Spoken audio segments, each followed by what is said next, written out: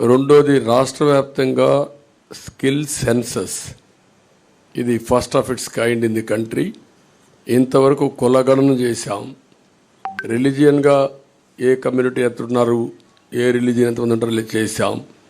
First time skill గణన చేయడం అంటే స్కిల్ ఎవరికి ఎలాంటి స్కిల్స్ ఉన్నాయి, ఎలాంటి స్కిల్స్ సమాజంలో మెరుగైన అవకాశాలు ఉంటాయి, ప్రపంచంలో ఎలాంటి డెవలప్మెంట్ జరుగుతాయి, ఎలాంటి స్కిల్స్ మన యువతకు కానీ అందరికి కానీ ఇవ్వగలిగితే ప్రొడక్టివిటీ పెరుగుతుంది అనే దానిపైన మెయిన్గా ఫోకస్ చేయడం కోసం దీన్ని పెట్టుకోవడం జరిగింది. ఆర్యవైశ్య సంక్షేమానికి ఆర్యవైశ్య కార్పొరేషన్కి తగు మేరకు నిధులు కేటాయింపు, చిరు వ్యాపారాలకు వడ్డీ లేని రుణాల సౌలభ్యం, స్వేచ్ఛాయుత వాతావరణంలో వ్యాపార నిర్వహణకు పటిష్ట చర్యలు, ముఖ్యంగా కన్యకా పరమేశ్వరి అమ్మవారి ఆత్మార్పణ దినోత్సవాన్ని అధికార కార్యక్రమంగా చేపడతాం. ఇంటింటికి రక్షిత మంచినీరు, కొళ్ళాయి ద్వారా నీళ్లు ఇవ్వడం. ఆక్వా రంగానికి సంబంధించి అవసరం ఉన్న జిల్లాల్లో 5,000 టన్నులు నిల్వ సామర్థ్యం కలిగిన కోల్డ్ స్టోరేజ్లు, అన్ని జోన్లో ఉన్న వారికి విద్యుత్ యూనిట్కి గతంలో లాగే ₹50 సరఫరా చేస్తాం. ట్రాన్స్ఫార్మర్ల ధర తగ్గిస్తాం. ఏవియేటర్లపై సబ్సిడీ అందిస్తాం. యువత కోసం చాలా స్పష్టమైన ఒక మేనిఫెస్టో తీసుకొస్తున్నాం. దీంట్లో మీరు చూసినప్పుడు మెగా డిఎస్సి ఫస్ట్ సిగ్నేచర్ కింద పెడతాం. ప్రతి సంవత్సరం జాబ్ క్యాలెండర్ ఉంటుంది. ఉత్తరాంధ్ర, కోస్తా, రాయలసీమ ఉద్యోగ కల్పనకి ఏ అవకాశాలు ఉన్నాయో అన్నీ ఉపయోగించుకుంటాం. ఎంఎస్ఎంఈకి ఎక్కువ ప్రోత్సాహం ఇస్తాం. పరిశ్రమలకు అనుకూలంగా పాలసీలు తీసుకొస్తాం. మళ్ళీ పెద్ద ఎత్తున పెట్టుబడులు తీసుకొచ్చి రాష్ట్రానికి ఉపాధి అవకాశాలు కల్పించే బాధ్యత తీసుకుంటాం. యువత ఎప్పుడు సాలిడ్గా ఫ్యూచరిస్టిక్గా ఉండడం కోసం క్రీడల్ని ప్రోత్సహిస్తాం.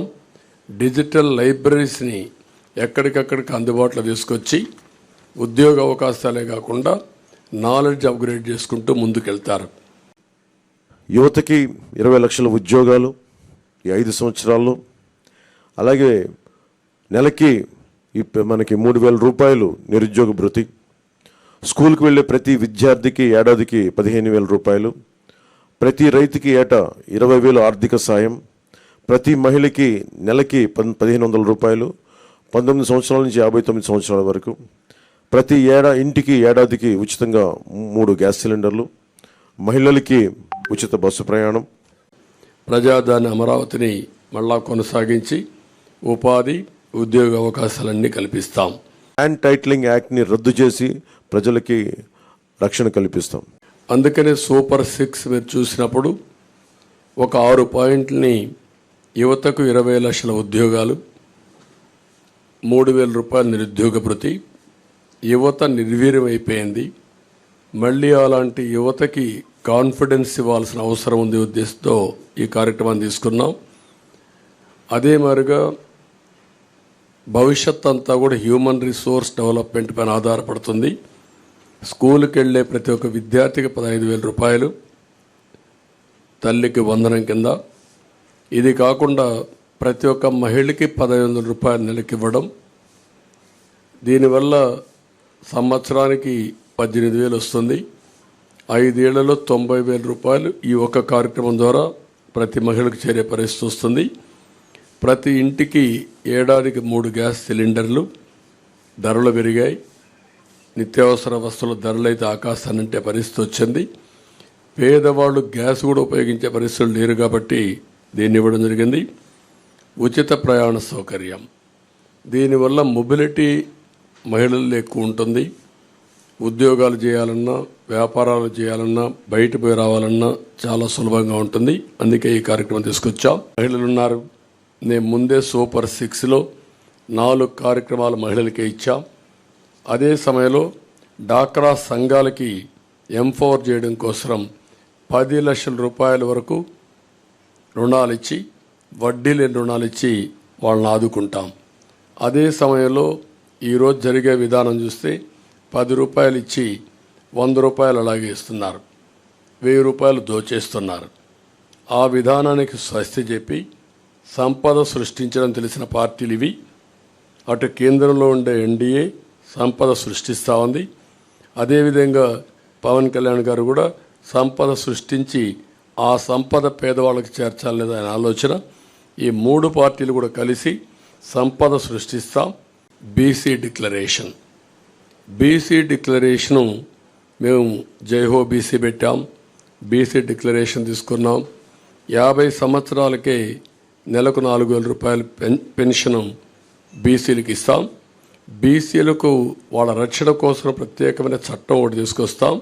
బీసీ సబ్ ప్లాన్ ద్వారా 5 ఏళ్లలో 1,50,000 కోట్లు ఖర్చు పెట్టి తద్వారా వారి యొక్క వృత్తిపరంగా చేతిపరంగా వాళ్ళకు పూర్తి సహకారం ఇచ్చి వాళ్ళ పైకి తీసుకొచ్చే కార్యక్రమాలు తీసుకుంటాం. అదే మరిగా స్థానిక సంస్థల్లో నామినేటెడ్ పోస్టుల్లో 34% రిజర్వేషన్స్ వల్ల రెస్టోర్ చేయడం, నామినేషన్ల ప్రాధాన్యత ఇవ్వడం, చట్టసభల్లో 33% రిజర్వేషన్ రావడానికి కేంద్రానికి రికమెండ్ చేస్తాం. కేంద్రంతో సంప్రదిస్తాం. ఇది జరిగే వరకు వారికి అండగా ఉంటాం.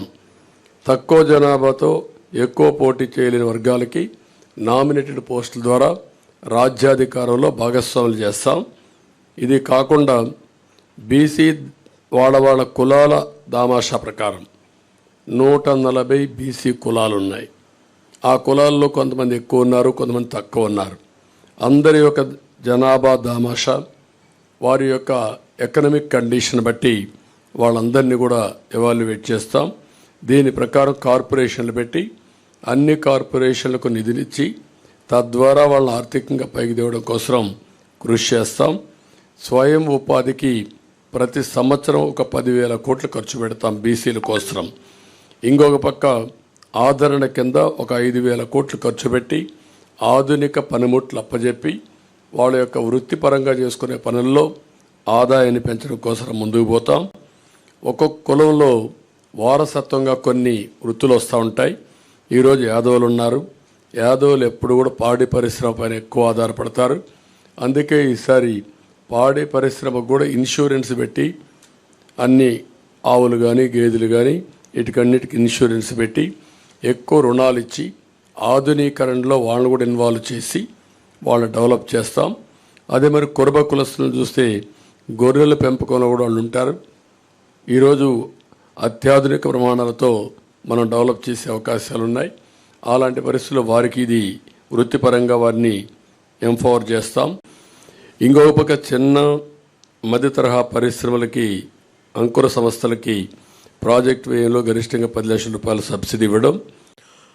ఏ ఇసుక కోసం అయితే దోపిడీ చేసిందో జేపీ వెంచర్స్, దానికి ప్రజల నుంచి దాదాపు 39 మంది పైగా భవన నిర్మాణ కార్మికులు చనిపోయారు. మేమందరం వారికి అండగా ఉన్నందుకు ఈ రోజున వారికి సామాన్యులకి ఇసుక అందుబాటులో ఉండే విధంగా సమగ్రమైన ఇసుక విధానం. అలా మత్స్యకారులకు సంబంధించి సముద్ర వేట విరామ సమయంలో మత్స్యకారులకు 20,000 రూపాయల ఆర్థిక సాయం. జీవో2 2017ని రద్దు చేస్తాం. బోట్ల మరమ్మతులకు కానీ ఆధునిక కమ్యూనికేషన్లకు కానీ ఆర్థిక సాయం అందిస్తాం. అలాగే ముఖ్యంగా విద్యార్థులకు సంబంధించి ఎయిడెడ్ కాలేజీలు, ప్రైవేట్ పీజీ విద్యార్థులకి ఫీజు రీయింబర్స్మెంట్ పునరుద్ధరిస్తాం. కాలేజీలకి రుసుము చెల్లించే సర్టిఫికేట్లు విద్యార్థులకు చిక్కులు లేకుండా చేస్తాం. ఇది కాకుండా ఇంకొక పక్కన చూస్తే ఎన్డీఏ ప్రభుత్వం తెచ్చిన 10% ఈడబ్ల్యూఎస్ రిజర్వేషన్స్ అమలు చేస్తాం.